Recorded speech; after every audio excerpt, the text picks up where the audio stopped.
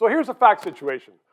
A third-year law student in Dundee, Scotland, is facing expulsion in her last year because she happened to say during a conversation about male transgendered athletes who were competing with females that this one athlete had 33 years of testosterone and could have an unfair advantage over a female competitor. People are saying that this is transformative, it's terrible, it's awful for the whole society. She should be canceled. Kim Wright is not canceled. She's here. She's with Wright Strategies. She joins me right now. And I just want to talk about, first of all, the sports. When you're a female and you're competing against another female who happened to be a male and exercising for 33 years, is that fair? Yeah, I think what we're seeing in sport is a whole movement towards how do we make sure that people not only have a voice but a place.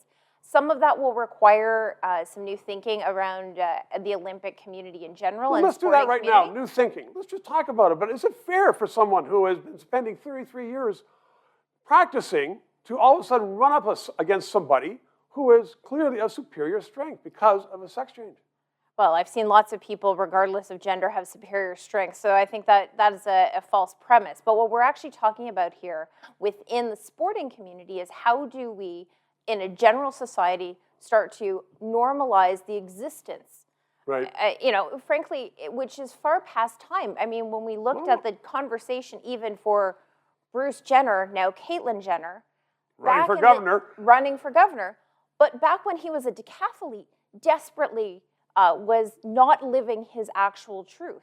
And how would that have been so much more different if the guy that's now was on the Wheaties box and the great decathlete could have actually lived his truth and his true experience? We are decades beyond where we should have been, but thank goodness we're finally having this conversation in sport today. Well, we have a difference of opinion, I think, on that one. But let's just talk about then the fact that she is facing expulsion, she, the law student, for even questioning it.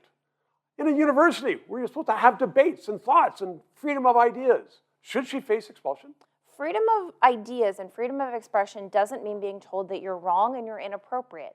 How she decided to go about this required the university to question how she went about it, what she was saying, what were her motives. What do you mean how she went about it? She was in, from all the reports that you and I have read, she was in a forum and there was a discussion going on. She didn't say anything derogatory about the person. Well, I think some of her language was ill-informed at best, and I'm not going to cast aspersions on the young lawyer, but also recognizing where we are in society, you have to be better about how you conduct yourself in public, and that includes social media and in public forums.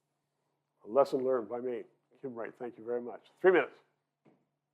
Our Prime Minister, Justin Trudeau, recently stood up in the House of Commons and prefaced his remarks by saying, "And we will only work from the facts," quote, unquote, and then proceeded to lie by saying Britain was in a horrible, horrible third wave, trying to show, in fact, that Canada was not the worst in the world. Britain, though, had vaccines. Canada did not. And this was not reported in the mainstream Canadian media, the media paid for by Justin Trudeau.